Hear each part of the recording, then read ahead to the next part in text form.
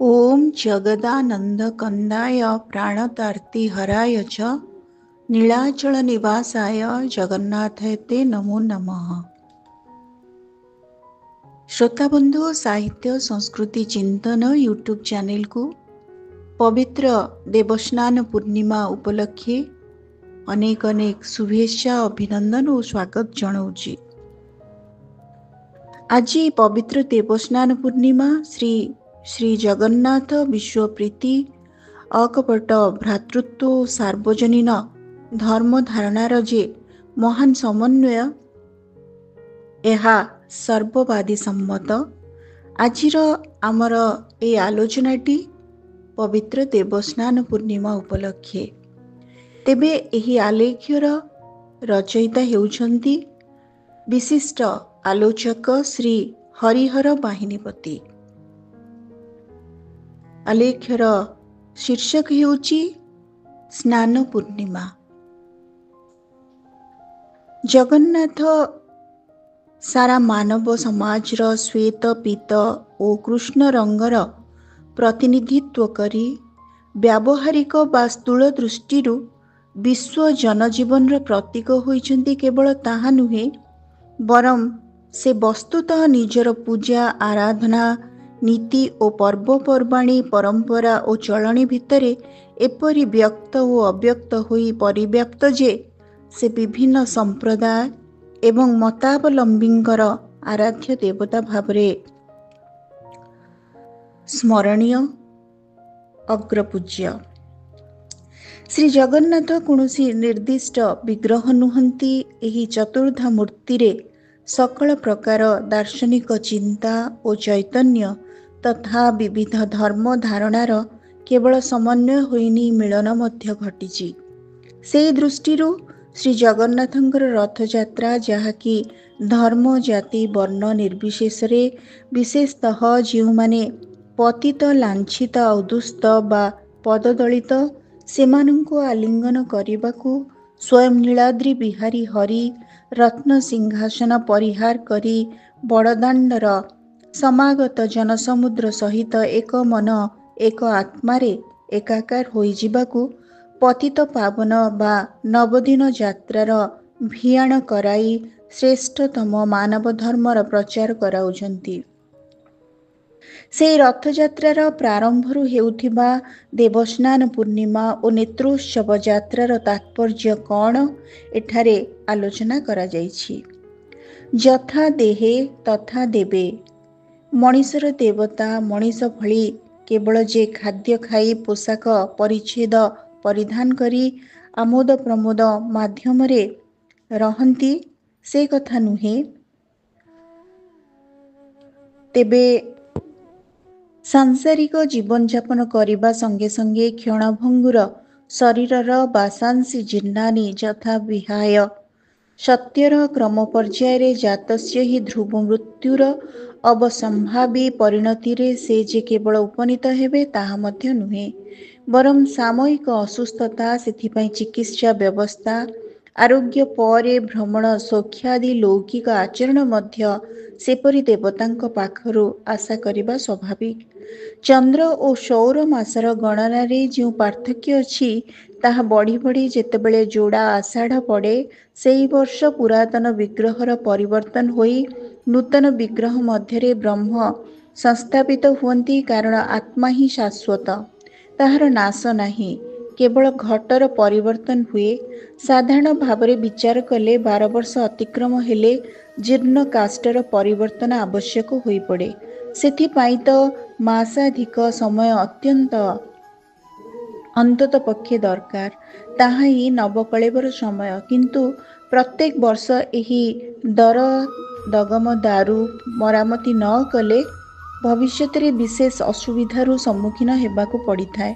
ठीक जेपरी असुस्थ हेले तुरंत चिकित्सा न कले अवशेष रे ताहा ही सर्वनाशर कारण होई पड़े। सेहिपरि नवकलेबर वर्ष व्यतीत अन्य सबु बेले विग्रह मानकर मरामत बा असुस्थता जोगु चिकित्सार व्यवस्था करी पूर्ण विश्राम बा अवसरर आयोजन करिवार 15 दिन समय होउछि स्नान पूर्णिमा ठारू नेत्रोत्सव ज्येष्ठ पूर्णिमा ठारू आषाढ़ अमावास्या पर्यंत। कथारे अछि जगन्नाथंकर 12 मासरे 13 जात। जदि बा 12 मास पई मुख्य 12 गोटी यात्रा रहिथिबार कुहाଯାए, कालक्रमे विभिन्न महात्मा योगी सिद्ध पुरुषों द्वारा भिन्न भिन्न यात्रा और पर्वपर्वाणी खंजा जाइछि।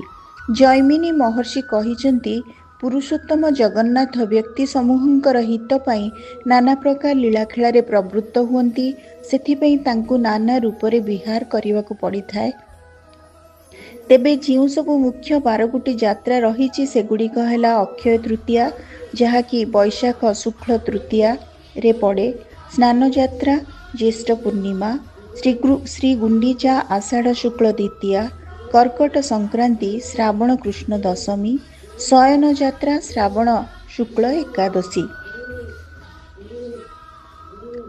पार्श्व परिवर्तन भाद्र शुक्ल एकादशी, देवोत्थापन कार्तिक शुक्ल एकादशी, प्रावरण षष्ठी पौष शुक्ल षष्ठी, पुष्याभिषेक पौष पूर्णमी, मकर संक्रांति माघ, दोलयात्रा फाल्गुन पूर्णिमा, दमनक चतुर्दशी, दणा चेरी चैत्र शुक्ल त्रयोदशी और चतुर्दशी।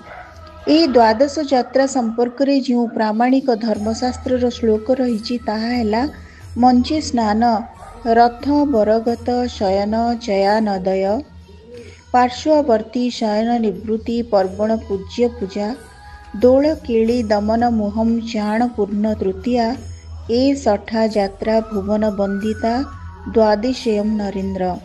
यहाँ छड़ा केही केही बाहुड़ा यात्रा को पृथक करी 12 मासर 13 यात्रा हिसाब करती। नीलाद्री महोदय जगन्नाथ मंदिरर नीति संबंधी धर्म पुस्तक रे उल्लेख अछि जे श्री जगन्नाथ ज्येष्ठ पूर्णिमा रे जन्मग्रहण करथिले। नैषध काव्य रे मध्य कवि श्री हर्ष एही स्नानोत्सव संपर्क रे उल्लेख करिसंती। स्नान मंडप जगन्नाथ मंदिरर आनंद बजार जेउठारे महाप्रसाद विक्रय हुए से निकटरे अवस्थित। एहार दैर्घ्य प्रस्थ 75 फुट। एहा उपरे जगन्नाथ बलभद्र प्रभृति विग्रह मानकर बसिबा पई सिंहासन निर्माण करा जाइछि।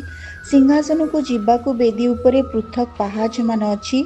सेहीपरि मंडप उपरकू आनंद बजाररू जीवाकू उत्तर और दक्षिण दिगरे पहाच मान अछि। एही मंडपटी अत्यंत उच्च होइथिबारु अनेक तଳରେ थिबा सिंहद्वारर जेकोसी अंशरू पूरा मंडपटी देखा जाय पारिबो। केवल रथयात्रा श्री जगन्नाथ श्री मंदिररू बाहर विजे होई जाति धर्म वर्ण निर्विशेष जे समस्त को देखा दियंती ताहा नुहे। एही स्नान पूर्णिमा दिन श्री मंदिरर बेष्टनी मध्य थाई सुद्धा सेहीपरि समस्त को दर्शन दियंती। खाली सेतिकी नुहे, एही दिन श्री जगन्नाथ को धूप मानकरे सिंहासन तले किंबा भंड समय रे भोग मंडप घरे लोकलोचनर आगे अगोचर रे जो भोग बा प्रसाद मणो हुए ताहार व्यतिक्रम घटी सर्वसाधारण दृष्टि थाई मध्य भोग करा जाए। सते जेपरि विश्व ब्रह्मांडर प्रतीक चकानयन तार 56 कोटी भोग को सर्वसाधारण सामना रे मेली देई कही चलती, हे भक्तगण, तुम मो भितरे किछि दूरत्व नाही किछि विभेद बा गोपनीयता, एपरिकी खाइबा समय रे मध्य तुमे सबू मोर अत्यंत निकटतर व्यक्ति। जाति धर्म निर्विशेष रे सुआर मानक पई ए दिनर विशेषत्व जे जो सुआर बड़ू होई नुआ करी पाली खटे से प्रथमे एही स्नान वेदी को प्रसाद छेक बोही करी निए एवं ताहा ही तांकर साढ़ी बंधा अर्थात सेवा पाई अनुमति बोली प्रामाणिक अर्थरे धरी निया जाए। वर्तमान विचार करा जाऊ ए स्नान उत्सवर तात्पर्य। ज्येष्ठ मास शुक्ल दशमी ठारू भारत भूमिर समस्त तीर्थ समागत हुअंती श्रीक्षेत्र रे, ताहा पुणी सुना कूअरे जहाँकि बड़ देउलर उत्तर द्वार निकटस्थ शीतला ठाकुराणी मंदिर निकटरे अवस्थित। एही कूअरु पूर्णिमार पूर्व दिन सुना गोसेई और मुदिरथ 108 कोटी नूतन कुंभरे जल गराबड़ू सेवक मानक द्वारा अणाई भोग मंडपरे अधिवास करी रखिथिबे। घटुआरी चंदन घोरी कर्पूर केशर और गुआ इत्यादि एही जलरे मिसाई एहाको अत्यंत सुगंधित करिथांती। गराबड़ू माने 108 कुंभ उपरे 108टी नड़िया और 108 खंडी करिया रखती। ସେଣେ ପୂର୍ବଦିନ ରାତିରେ ବଡ଼ସିଂହାର ପରେ ଠାକୁରମାନଙ୍କର ପହଡ଼ କରା ନ ଯାଇ ଶ୍ରୀମୁଖରେ ଖଣ୍ଡୁଆ ପକାଯାଏ, ଅର୍ଥାତ୍ ମୁହଁରେ ଲୁଗା ଘୋଡ଼ାଇ ଦିଆଯାଏ। ପରେ କୋଠ ସୁଆଁସୀମାନେ ଠାକୁରମାନେ ରତ୍ନ ସିଂହାସନରୁ ବିଜେ କରିବା ପାଇଁ କଳହାଟ ଦୁଆରୁ ଠାରୁ ରତ୍ନ ସିଂହାସନ ପର୍ଯ୍ୟନ୍ତ 4 ମାଳ ବା ସିଡ଼ି ବାନ୍ଧନ୍ତି। ପୂର୍ବରୁ ସେମାନେ ମଧ୍ୟ ସ୍ନାନ ମଣ୍ଡପରେ ଚାନ୍ଦୁଆ ଇତ୍ୟାଦି ବାନ୍ଧି ସାଜସଜ୍ଜା କରିଥାନ୍ତି। ପୂର୍ଣ୍ଣିମା ଦିନ ସକାଳୁ ପୂଜାପଣ୍ଡା, ପତି ମହାପାତ୍ର ଓ ମୁଦ୍ରାହସ୍ତ ତିନି ଠାକୁରଙ୍କ ବାଡ଼ରେ ମଙ୍ଗଳାର୍ପଣ କରିବା ପରେ ଦଇତାମାନେ, ଯେଉଁମାନଙ୍କୁ କି ବିଶ୍ୱବସୁଙ୍କ ବଂଶଧର ବୋଲି କୁହାଯାଏ ବା ଦୈତ୍ୟ ଶବ୍ଦର ହୁଏତ ଅପଭ୍ରଂଶ ହୋଇପାରେ, ସେମାନେ ଠାକୁରମାନଙ୍କ ଦେହରେ ଡୋରି ଲାଗି କରନ୍ତି। ପରେ ପରେ ଘଣ୍ଟ, କାହାଳି ଓ ବାଦ୍ୟ ବାଜି ଉଠିବ, ଛତିଶ ରାସ ଇତ୍ୟାଦି ଧରାହେବ। ଅପୂର୍ବ ବାଦ୍ୟ ଶବ୍ଦ ସାଙ୍ଗକୁ ଅପୂର୍ବ ଦୃଶ୍ୟ ପରିବେଶରେ ଉଦ୍ଭାସିତ ହୋଇଉଠେ। ଭକ୍ତର ହୃଦୟ କନ୍ଦରର ଆକାଙ୍କ୍ଷିତ ପହଣ୍ଡି ବିଜେ ଆରମ୍ଭ ହୁଏ। ଏହି ଦିନ ଧାଡ଼ି ପହଣ୍ଡି ହୁଏ। ଗୋଟିଏ ପହଣ୍ଡି ନୁହେଁ, ବିଗ୍ରହମାନେ ଜଣକ ପରେ ଜଣେ ଏକାଠି ବିଜେ ହେଲେ ଧାଡ଼ି ପହଣ୍ଡି କହନ୍ତି। ନଚେତ୍ ଗୋଟିଏ ବିଗ୍ରହକୁ ଲକ୍ଷ୍ୟ ସ୍ଥାନରେ ପହଞ୍ଚାଇ ସାରିଲା ପରେ ଅନ୍ୟ ବିଗ୍ରହ ତାଙ୍କ ଆସନ ଛାଡ଼ିବେ, ତାହାକୁ ଗୋଟି ପହଣ୍ଡି କହନ୍ତି। ପ୍ରଥମେ ଶ୍ରୀ ସୁଦର୍ଶନ ସ୍ନାନବେଦୀକୁ ନିଜେ ବିଜେ ହୁଅନ୍ତି। ପରେ ପରେ କ୍ରମ ଅନୁସାରେ ଶ୍ରୀ ବଳଭଦ୍ର ଓ ଶ୍ରୀ ସୁଭଦ୍ରା, ଶ୍ରୀ ଜଗନ୍ନାଥ ଓ ମଦନମୋହନ। ଏହି ମଦନମୋହନଙ୍କୁ କେବଳ ବ୍ରାହ୍ମଣ ସେବାୟତ ଗୋଷ୍ଠୀର ମହାଜନମାନେ ବିଜେ କରାଇବେ। ଅନ୍ୟ ଠାକୁରମାନଙ୍କୁ ମୁଖ୍ୟତଃ ଦଇତା ସେବକମାନେ। ପହଣ୍ଡି ବିଜେ ସମୟରେ ଛାମୁଖୁଣ୍ଟିଆ ଆଗରେ ମଣିମା ସମ୍ବୋଧନରେ ବିଗ୍ରହମାନଙ୍କୁ ସ୍ୱାଗତ କରନ୍ତି ଓ ସପ୍ତମ ପାହାଚ ଉପରେ ଠାକୁରମାନେ ଚୂଳ ଓ ଟାହିଆ ଲାଗି ହୁଅନ୍ତି। ଏହି ଚୂଳ ଓ ଟାହିଆ ରାଘବ ଦାସ ମଠ, ଯାହାକି ଭକ୍ତ ରଘୁ ଅରକ୍ଷିତଙ୍କ ମଠ, ଯୋଗାଇଥାଏ। ସ୍ନାନବେଦୀରେ ଠାକୁରମାନେ ପହଞ୍ଚିଲେ ପରେ ରୁନ୍ଧା ହୁଅନ୍ତି, ଅର୍ଥାତ୍ ବନ୍ଧା ହୁଅନ୍ତି। ପରେ ଦୈନିକ ନୀତି ଆରମ୍ଭ ହୁଏ, ଅର୍ଥାତ୍ ଆଦ୍ୟ ନୀତି, ମଙ୍ଗଳ ଆଳତି ଓ ପରେ ପରେ ମଇଲମ ହୋଇ ଅବକାଶ ପୂଜା ବା ସ୍ନାନ ପୂର୍ବରୁ ସେ ଦିନର ବିଶେଷତ୍ୱ ଯୋଗୁଁ, ଅର୍ଥାତ୍ ପହଣ୍ଡି ବିଜେରେ କ୍ଳାନ୍ତ, ଶ୍ରାନ୍ତ ବା ଘର୍ମାକ୍ତ ହୋଇଥିବା ବିଗ୍ରହମାନଙ୍କ ମୁହଁରୁ ଝାଳ ପୋଛିବା ପାଇଁ 3 ଗୋଟି ରୂପା ପାତ୍ରରେ କର୍ପୂର ଜଳରେ 3 ଠାକୁରଙ୍କର ଦତ୍ତ ମହାପାତ୍ର ଧୋ ପଖାଳ କରନ୍ତି, ଅର୍ଥାତ୍ ପହଣ୍ଡି ସମୟରେ ନିର୍ଗତ ହୋଇଥିବା ଘର୍ମକୁ ପୋଛି ଦିଅନ୍ତି। ତାପରେ ଅନ୍ୟାନ୍ୟ ନୀତିମାନ ଚାଳି ପତ୍ରିବଡ଼ୁ ଜଳ ଛେକ ସକାଶେ ପୂଜା ଠା କରିବେ। ପ୍ରତିହାରୀ ଜଳ ଆଣିବାକୁ ଡାକିଯିବେ ଅଧିବାସ ସ୍ଥାନକୁ। ଗରାବଡ଼ୁ ସେବକମାନେ ଏହି ଜଳ ଛେକ ଆବାହିକା ସମୟରେ ବାଘ ମୁହାଁ ବାନ୍ଧିବେ। ସୁଦର୍ଶନଙ୍କ ସହିତ 4 ଠାକୁରଙ୍କ ପାଇଁ ଘଣ୍ଟ, କାହାଳି, ବିଭିନ୍ନ ବାଦ୍ୟ ବାଜି ପଟୁଆରରେ ସ୍ନାନବେଦୀ ଉପରେ ଏହି ଛେକମାନ ପହଞ୍ଚିବ। 3 ଜଣ ପୂଜାପଣ୍ଡା ଷୋଡ଼ଶ ଉପଚାରରେ ପୂଜା ସାରିବା ପରେ ଗରାବଡ଼ୁମାନେ ରୂପା ପିଙ୍ଗଣ ଧରିଥିବା 3 ଜଣ ମେକାପଙ୍କୁ ଜଳ ଦିଅନ୍ତି। ଏହି ପିଙ୍ଗଣରୁ ଜଳ ନେଇ ପୂଜାପଣ୍ଡାମାନେ ଠାକୁରମାନଙ୍କୁ ଲାଗି କରନ୍ତି। ଏତେବେଳେ ମଧ୍ୟ ଉଚ୍ଚାରିତ ମନ୍ତ୍ରଧ୍ୱନି ସହ ଘଣ୍ଟା, କାହାଳି ବାଜୁଥାଏ। ଜଳ ଲାଗି ସରିଲେ ଲେଙ୍କା ଓ ପାଇକମାନେ ସେହିପରି ବାଦ୍ୟ ବଜାଇ ଗୋପାଳତୀର୍ଥ ମଠରୁ ବଡ଼ ଠାକୁରଙ୍କ ପାଇଁ ହାତୀ ବେଶ ଆଣନ୍ତି। ଅନ୍ୟ 2 ଠାକୁରଙ୍କ ପାଇଁ ଏହି ବେଶ ଆସେ ରାଘବ ଦାସ ମଠରୁ। ବିଗ୍ରହମାନଙ୍କ ଗଜାନନ ବେଶ ପରେ ପୁଷ୍ପପାଳକମାନେ ପୁଷ୍ପ ଲାଗି କରନ୍ତି। ପ୍ରସଙ୍ଗକ୍ରମେ ଏଠାରେ ଏହି ହାତୀ ବେଶ ସମ୍ପର୍କରେ ସାମାନ୍ୟ ଉଲ୍ଲେଖ କରାଯାଇପାରେ। ଶ୍ରୀ ଜଗନ୍ନାଥଙ୍କର ଦ୍ୱାଦଶ ବା ତ୍ରୟୋଦଶ ଯାତ୍ରା ମଧ୍ୟରେ ଏହା ପ୍ରଥମ ଏବଂ ଆଗରୁ କଥିତ ଅଛି ଏହା ତାଙ୍କର ଜନ୍ମଦିନ। ଏ କଥା କିଏ ନ ଜାଣେ ଯେ ହିନ୍ଦୁ ଧର୍ମରେ ଯେଉଁ ଶୁଭ କାର୍ଯ୍ୟ କଲେ ବି ପ୍ରଥମେ ଅଗ୍ରବନ୍ଦ୍ୟ ଗଜାନନଙ୍କର ଆରାଧନା ହୁଏ। ଗଣଦେବତା ଜଗନ୍ନାଥଙ୍କର ଏହି ଗଜାନନ ବେଶ ସମ୍ପର୍କରେ ଅନ୍ୟ କେତେକ କିମ୍ବଦନ୍ତୀ ମଧ୍ୟ ପ୍ରଚଳିତ ଅଛି। କଥିତ ଅଛି ଯେ ମହାରାଷ୍ଟ୍ରର ଗଣପତି ଭଟ୍ଟ, ଯିଏକି ଗଣେଶଙ୍କର ପରମ ଭକ୍ତ ଅଟନ୍ତି, ସେ ଏକଦା ପୁରୀ ଆସିଥିଲେ। ତାଙ୍କର ପାଣ୍ଡିତ୍ୟ ଓ ବାଗ୍ମିତା ପାଇଁ ସେ ରାଜାଙ୍କ ଦ୍ୱାରା ସମ୍ମାନିତ ହେଲେ। ରାଜା ତାଙ୍କୁ ଶ୍ରୀ ଜଗନ୍ନାଥ ଦର୍ଶନ ପାଇଁ ଅନୁରୋଧ କଲେ। ଯୋଗକୁ ସେଦିନ ସ୍ନାନ ପୂର୍ଣ୍ଣିମା। ଭଟ୍ଟ ମହାଶୟ ସ୍ନାନବେଦୀରେ ଶ୍ରୀ ଜଗନ୍ନାଥଙ୍କୁ ଦର୍ଶନ କରି ଗଣେଶଙ୍କର ରୂପ ଲାବଣ୍ୟ ଦୃଶ୍ୟରୁ ବଞ୍ଚିତ ହୋଇ ନିରାଶ ହୋଇ କ୍ଷୋଭରେ ବାହୁଡ଼ି ଗଲେ। କିନ୍ତୁ ବାଟରେ ଶୂନ୍ୟବାଣୀ ଶୁଣି ସେ ଫେରି ଆସି ଦେଖନ୍ତି ଯେ ସ୍ନାନବେଦୀ ଉପରେ ବିରାଜିତ ଥିବା ବିଗ୍ରହମାନେ ଆଉ କେହି ନୁହନ୍ତି, ତାଙ୍କର ଚିର ଆରାଧ୍ୟ ଦେବତା ସେହି ଗଜାନନ। ପ୍ରିୟମ୍ବଦ ନାମକ ଆଉ ଜଣେ ଗାଣପତ୍ୟ ଭକ୍ତଙ୍କୁ ମଧ୍ୟ ଶ୍ରୀ ଜଗନ୍ନାଥ ସ୍ନାନ ପୂର୍ଣ୍ଣିମା ଦିନ ଗଣେଶ ବେଶରେ ଦର୍ଶନ ଦେଇ ଦେବସ୍ନାନ ପୂର୍ଣ୍ଣିମାରେ ସବୁ ବର୍ଷ ତାଙ୍କର ହାତୀ ବେଶ ହେବ ବୋଲି ବଡ଼ପଣ୍ଡାଙ୍କୁ ସ୍ୱପ୍ନାଦେଶ ଦେଇଥିଲେ ବୋଲି ପ୍ରବାଦ ଅଛି। ଅନ୍ୟ ଏକ ଦୃଷ୍ଟିରୁ ବିଚାର କଲେ ଶ୍ରୀ ଜଗନ୍ନାଥ ସର୍ବଧର୍ମ ସମନ୍ୱୟର ପ୍ରତୀକ ଭାବରେ ବଡ଼ ସିଂହାସନରେ ନାରାୟଣ, ସ୍ନାନବେଦୀରେ ଗଜାନନ, ଯେଉଁ ରୂପ କି ବିଷ୍ଣୁଙ୍କର ଅନ୍ୟତମ କଳ୍ପନା। ନବକଳେବରରେ ସେ ରୁଦ୍ର ସ୍ୱରୂପ, ଶୟନ ଯାତ୍ରାରେ ଦୁର୍ଗତି ନାଶିନୀ ଦୁର୍ଗା ଓ ରଥଯାତ୍ରାରେ ସୂର୍ଯ୍ୟ।